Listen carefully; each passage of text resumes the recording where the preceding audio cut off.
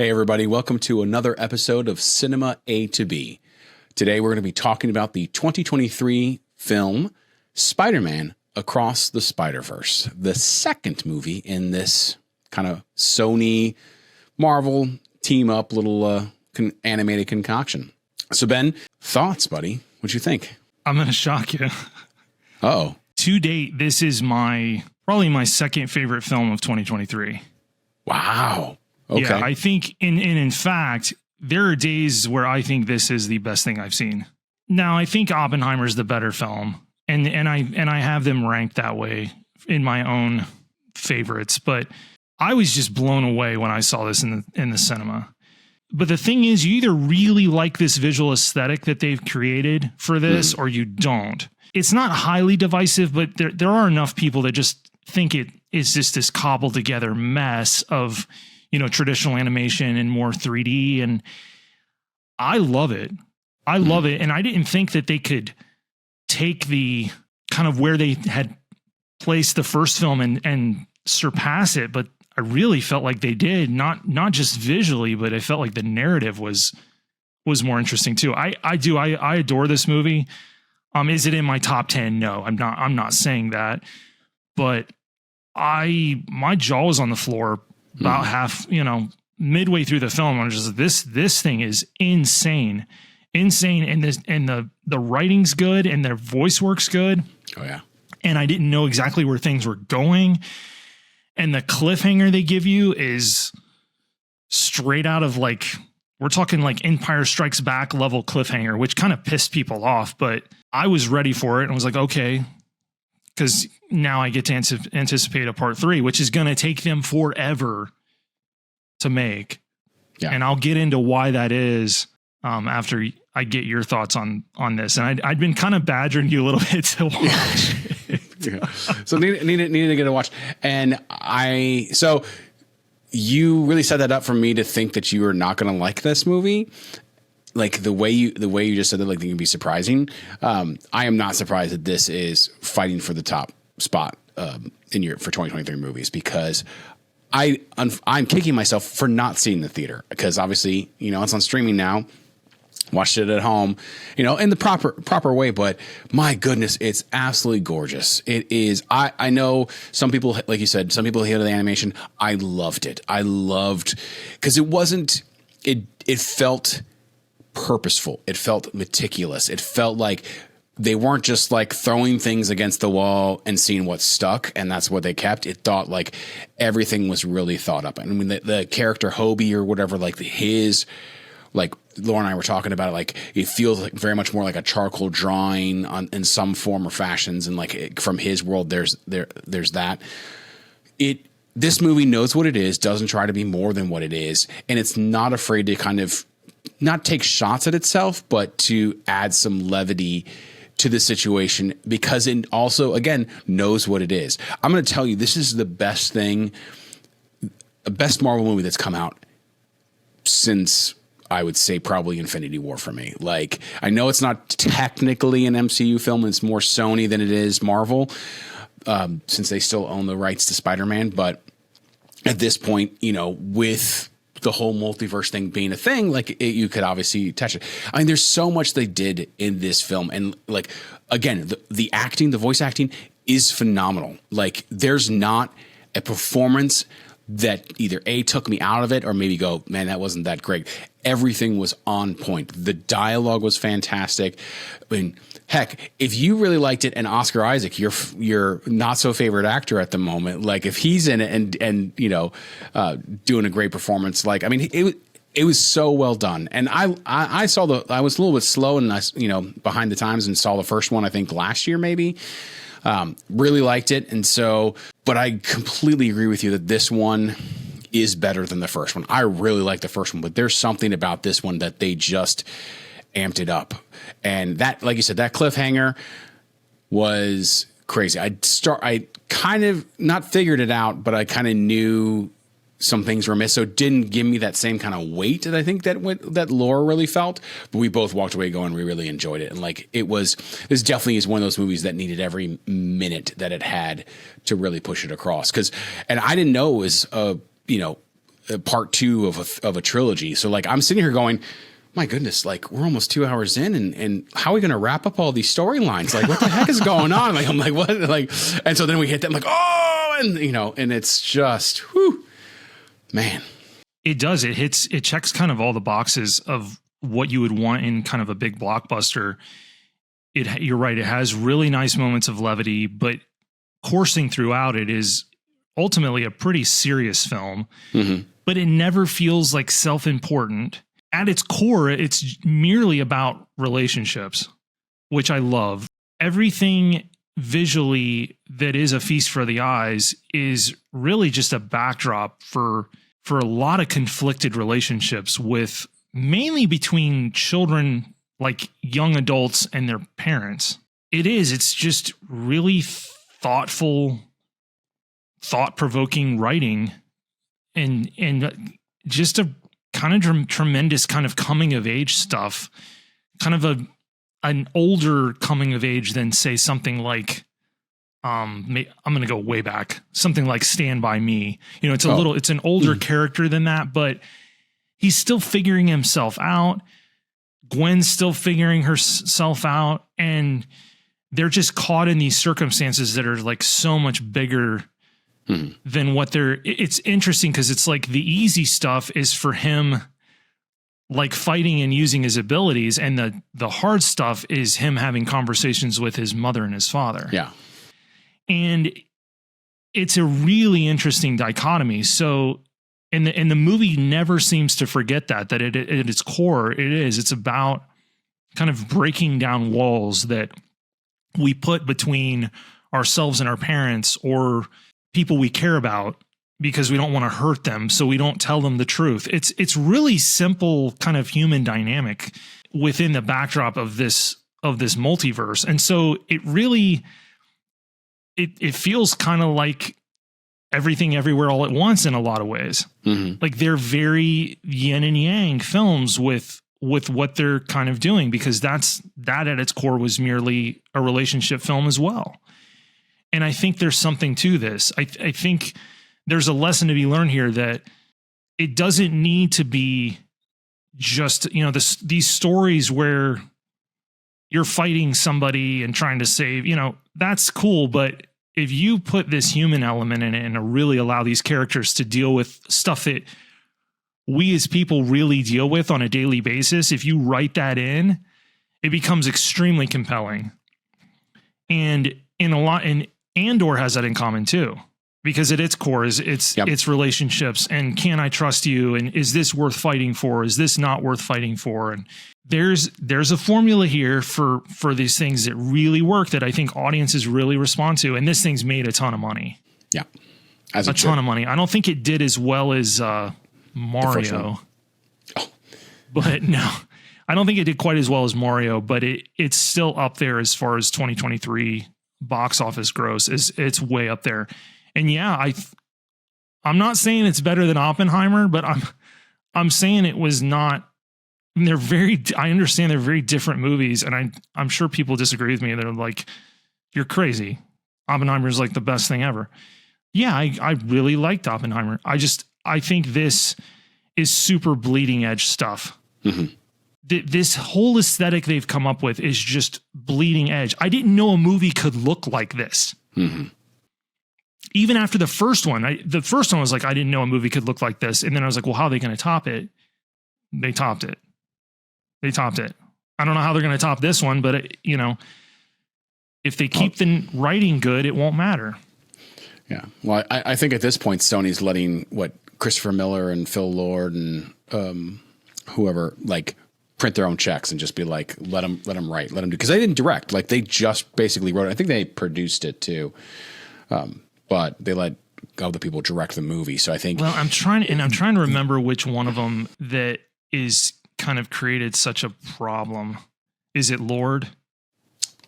I don't know. I'm sorry. That one I think it is. So I'll have to double check, but this is the one famously, and there's articles substantiating all this, that visual effects artists were forced to revise things that had been like signed off on, like sequences that had been like were finals. like final renders that had taken forever to render out and had been approved. And then the writing and producing team see it and say, no, we got to change it. Even though they like signed off in the pre-visuals that, oh yeah, that looks right. And it delayed the film by a substantial amount. They had a plethora of visual effects artists quit during the production of this because of that method, whereas like this could have been revised way earlier in the process. What are we doing? And I believe it's Lord. I believe it's Phil Lord that's like the main impetus for this. And it made a lot of people really angry. And I don't blame them. Yeah. So yeah, they were kind of just bleeding through VFX team members, just saying, I'm not dealing with this anymore. This is insane. Like, you had your opportunity to change these sequences before we did a final render on them. And so that's why I'm saying that that part 3 is going to take forever. Yep. Because you're right. They got a blank check from Sony, and he's not going to change the method that they use to make this. Because I think the first one was basically the same deal. Yeah. So I'm kind of torn on that because I see the final result and it's like, it's incredible. And I've not worked in visual effects, but we've both worked in the industry. And so I have a ton of empathy for those people. Yeah. Especially VFX artists that have been just walked all over forever. And then now with like the last couple big movies that have had entire marketing campaigns built around them, that there were no visual effects used. Top Gun Maverick, Oppenheimer. When there's a ton of composite work done by visual effects teams. And there are a lot of people left off the credits. They've basically said that was true. Yeah. That stuff makes me angry. And so like, because you don't have a movie without that. Like, you don't have a final product. No. And you can go in now in the behind the scenes of Top Gun Maverick and see how much work was done on those shots. Yeah. And they're incredible. They look real, but they basically weren't. Other than the pilot sitting in the cockpit, like everything else out, there's shots where everything other than the pilot is fake. Mm-hmm. And then they claim is all acquired in camera. So I feel for those people. Yep. So it's good for us to know the blood, sweat, and literal tears that go into making these things. But yeah, this is just really high level filmmaking. I just think it gets glossed over because it's animated. Yep. It's kind of the same thing that we talked about. Like it'll get relegated to best animated movie and won't be up for best picture because animated. It's much like best pictures are mostly dramas and not comedies because we all feel like, oh, well, it's not a serious topic, so the movie's not as good, even though a good comedy is so much harder to do or pull off well. And some of them have really deep stories. Like you said, this has such a great story. This has every making of a fantastic film. And if it was done, one, it'd be hundreds of millions of dollars more than what the budget was to do this actually like in live action. But then it would also still be a superhero movie, so it'd be relegated to not being best picture. So you'd have to like take it out of being superhero and also put in live action to even get it in the running for possibly best picture of the year. And there's a whole aesthetic beauty that it would lose if it was live action.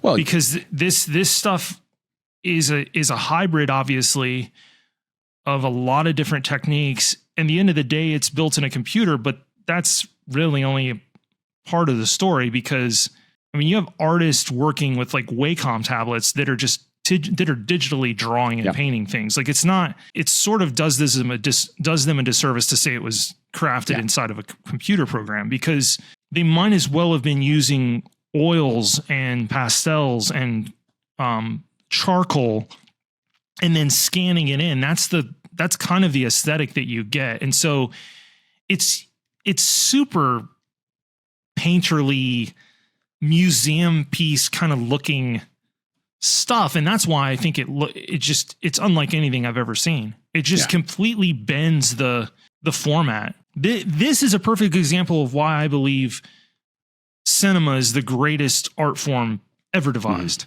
Yep. It's taken that and pushed it so far down.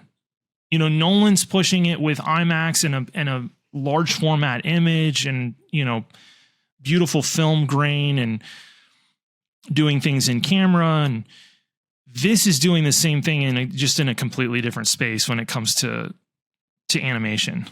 This is, I don't know what to compare it to. I guess I feel like watching this probably how somebody felt watching, like, I don't know, Fantasia or something. When Disney, kind of in the golden age of, every time Walt Disney came out with some new technique, where he came up with like the multi-plane camera. Yep. With a different, like this is kind of in the same vein as that. Like this is our multi-plane camera. Whatever techniques they're using digitally to create this image, that's what you're getting. Getting off the visuals a little bit, even though that's such an amazing part. But there's so much else to do. That is great. Like, again, the story, I mean, the dialogue itself, there's not, it feels like every sentence is said with some type of weight or is worthwhile to be said. There's very little exposition, or what exposition there is done in an interesting way, or at least in a way that moves it forward and gets you quickly into it. And I love that, still kind of the not the trope, but the thing they started in the first one, where basically like every Spider-Man tells its kind of origin story or whatever. And so when we get the new Spider-Man, it's like, I still like that they kind of make those callbacks, but there's a lot of good moments, and some of them I laughed so hard at, like 2 or 3 moments in this movie that just had, and I don't want to spoil them for people, but like there are those moments. Again, this movie doesn't take itself too seriously. It knows when it can kind of make that little poignant joke or add that little extra bit in. And there were some moments in here that, like, there was a couple like small action sequences that I was not, and by small I mean like they're not small, that I completely wrong word, but like some of the action sequences were some of the best action sequences I have seen ever. Like, there's especially like one moment that is this main thing, and I'm just in awe, going, oh my goodness. And you couldn't have done this very well in anything but an animated. I mean, honestly, you could have done it, but it would have all been CGI. There's no way that we could have really replicated this in live action well. And there are movies that try to do it, and it just, there's something that's done in this animation and with all the different art forms that they use that just adds another layer to it that you would have lost. Everything would have kind of just blended into the background. But because of these different art forms, because of the way it's drawn, it there's pops, and it looks so visually stunning. The other thing I gotta say, I'm gonna tell you, oh my goodness, Daniel Kaluuya, his performance as Hobie was my favorite thing about this entire movie. My goodness, like, the guy's not on screen super long, but I'm just like, I'm going to watch a whole series on that character. I don't care. Like, just give me that character. Give me Daniel doing that person. That was awesome. Yeah. Awesome. I mean, everybody's high level. Schwartzman's incredible as Spot. Yeah, he is. You're right. Oscar Isaac, a guy I like to bang on the podcast, is great as Miguel. Like, he is. He's really good. I don't even think I ever realized that it was Shea Wiggum from Boardwalk Empire that voices George Stacy. He's really good. Everybody gives really heartfelt performances. Like, they feel.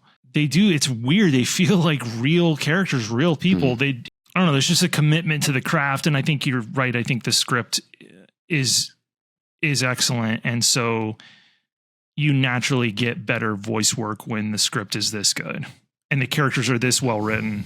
Mm-hmm. And have purpose and have arcs and have their journeys kind of explained to them. I tell you right now, Steinfeld as Gwen Stacy, like, I looked about halfway through. I was like, I got to know who this is, because I couldn't pinpoint who this was, and it said it was Steinfeld, and I didn't really look at when the first movie, so I didn't know, and I was like, no, because it's so different. It's so, like, even knowing that it was Steinfeld, I still was having a hard time realizing, like, didn't hear her. I heard Gwen Stacy, like, and that's the kind of performances you're getting are like. Yeah, Oscar Isaac was probably the one that was the most noticeable to me, just because him and Jake Johnson, who plays Peter B. Parker or whatever and stuff like that.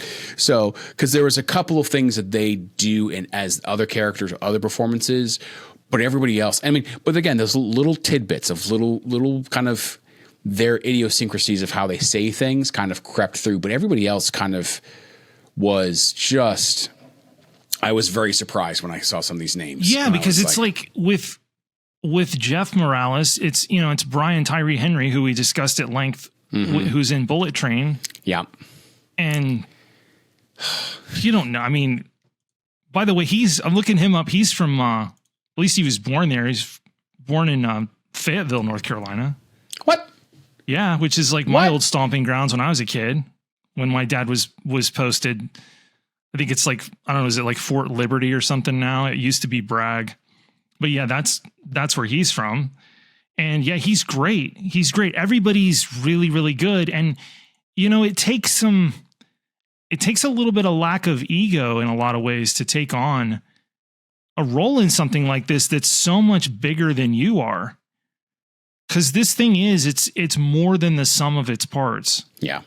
And you would think that the voice work just really stands on its own and the characters never feel overpowered by the visuals.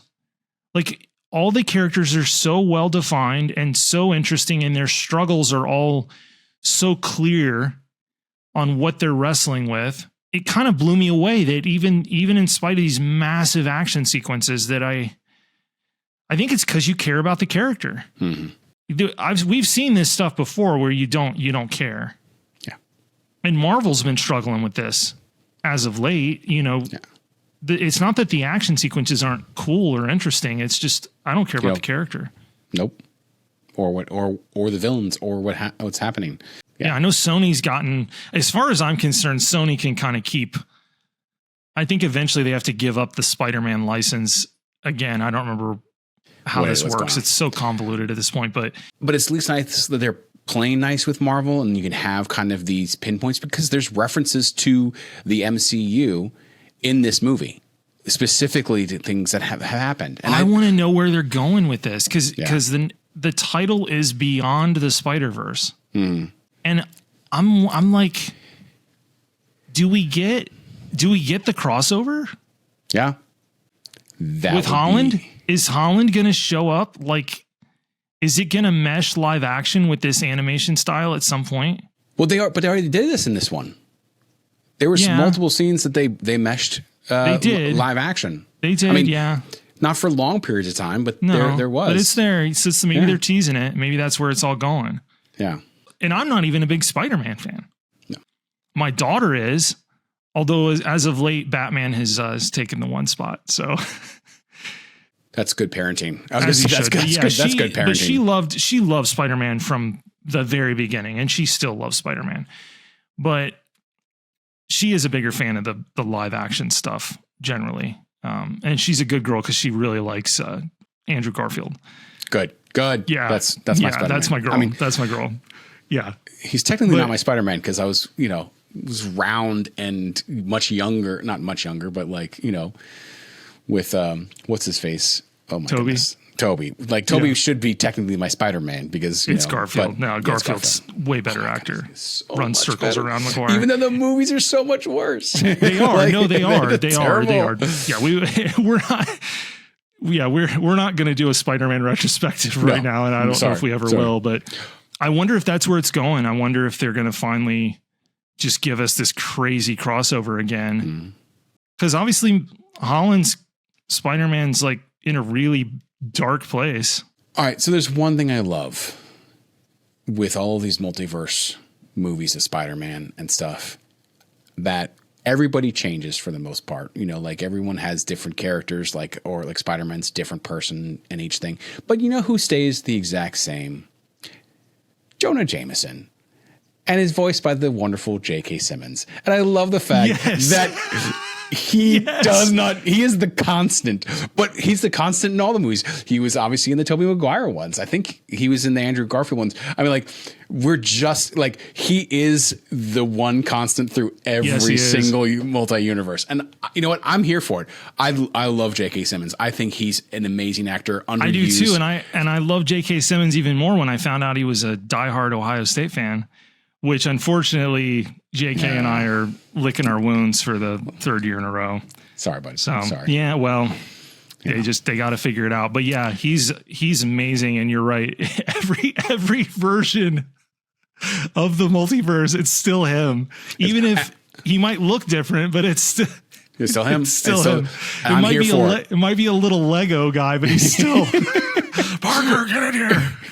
But he's still like the same person. He does not change. His character is the same from one universe to the next. Maybe there'll be some fun Easter egg in the third entry where like he is the central character to fix everything, since he doesn't. maybe he becomes a Spider-Man. Just ties every universe together. But, yeah, you're right. That is hysterical. Absolutely hilarious. Sony, Marvel, I am here for you keeping Simmons as Jameson for the rest of it. Oh, he should be able to play that character for as long as he wants to. Yeah. That's him. 100%. It's him. I'm here for it. I'm totally here for it. I mean, yeah. Oh my goodness. This movie blew me away. And I didn't go in with high expectations. I went in with, I would say, like medium high expectations, because I liked the first one so much that I was like, I went in, but much like you, I didn't expect them to reach this high. I didn't expect like The Dark Knight or Empire Strikes Back level of sequel. I expected whatever, like, oh, hey, the first one did great. Let's do it. But like, you could tell that there was actually, doing some reading and stuff like that, there's actually things that I didn't remember, that they definitely planned this into the Spider-Verse, across the Spider-Verse, beyond the Spider-Verse storyline, because there's actually beat points in the first one that they didn't talk about in the first one, but directly reference where they were going with it. You wish Disney would have had that kind of foresight when they were doing Star Wars sequel trilogies and such. That master plan. Yeah, that master plan of like, this is where we are, this is where we want to go. It's kind of shocking when the studios decide to not do that. It's like, wait, what? Why would any other method make sense? No, I'm not going to get into that, because we're going to devolve into a Star Wars. That's another. No, that's another pod. That's for another pod. But yeah, with the MCU kind of struggling right now, this is kind of what, if you're fans of this kind of material, I think this is the one you want to hang your hat on right now. I mean, this is sitting at an 8.7 on IMDb right now. I struggle because I look at the box office numbers and it tells me a lot of people saw this, but then in my circles, nobody's seen it. You need to see this movie. Like, if you consider yourself any sort of movie fan, you owe it to yourself to watch this. And you need to get over the fact that it's animated. You need to, this needs to be, watch it for the movie that it is. This has got story beats every bit as good as the best stuff that Pixar's put out.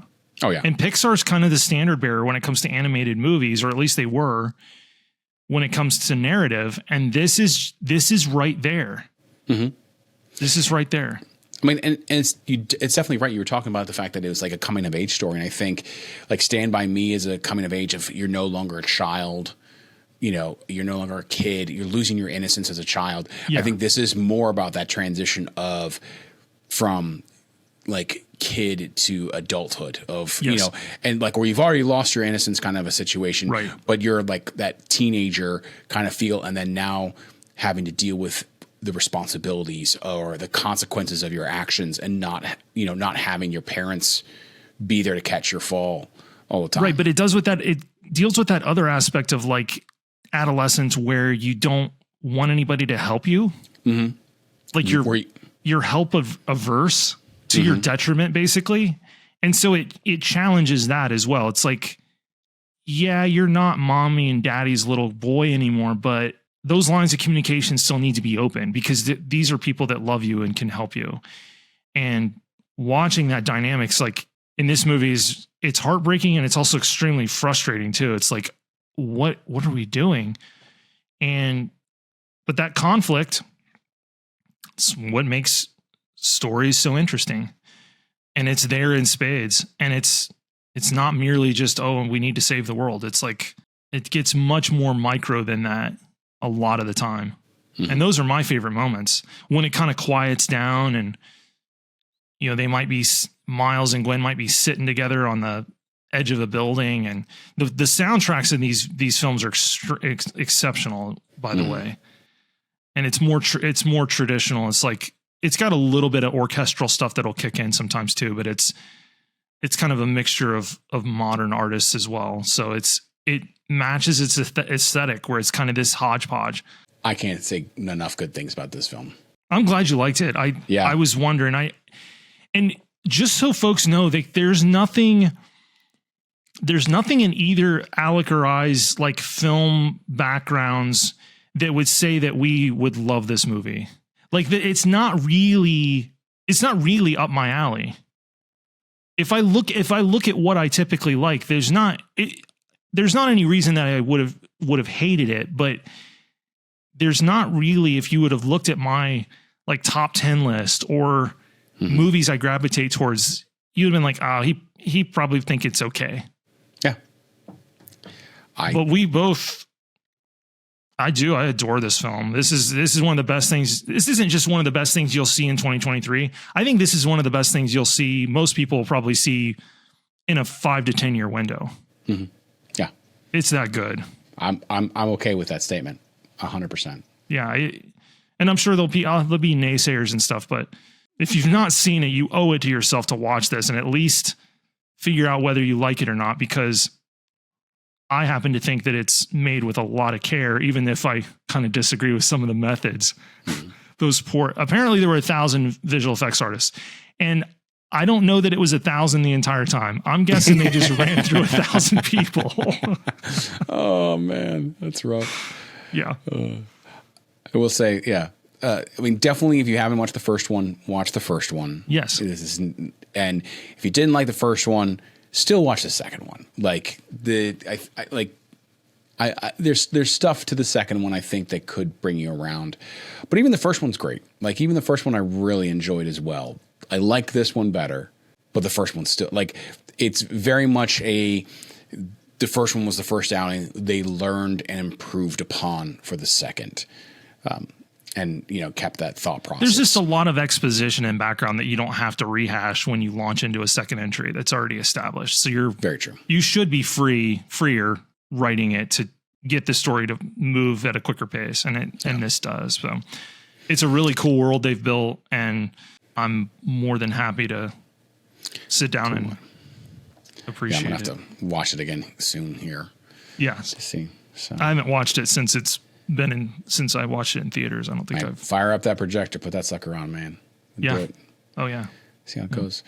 Any last thoughts? We implore people to consume more content on here, and we're not a review pod. That's not. No. I have to sometimes label stuff as movie reviews on YouTube to get people to watch it, but it's a good reminder. We are on YouTube, and you can watch the podcast over there. I don't want to tell anybody how to consume our podcast, but honestly, it wouldn't be a bad idea to go and subscribe to our YouTube channel, Cinema A to B. And I put chapter marks on our podcast episodes, and you can jump around as you please. That's what it's there for. Jump around, see what interests you, and then give us a listen as an audio only later.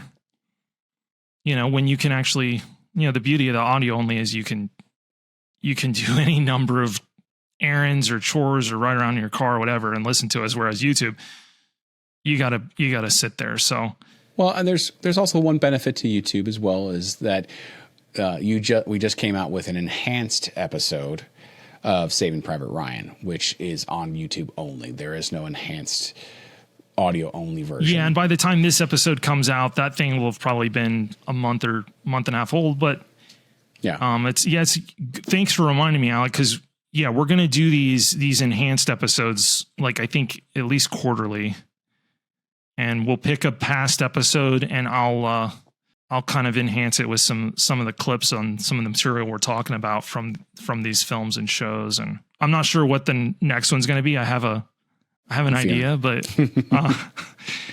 we're trying to do that. But we're and by we, Ben is going to really be doing that, yeah. I edit for a living. It's fine. It doesn't. I don't have quite the time to dedicate to turning all of our episodes into No. clip shows, and that's not what we're about. But No, we never set this out to create a YouTube channel. It's really just an extension of the podcast, and we appreciate everybody listening. We'll catch you next week. Thanks, everybody.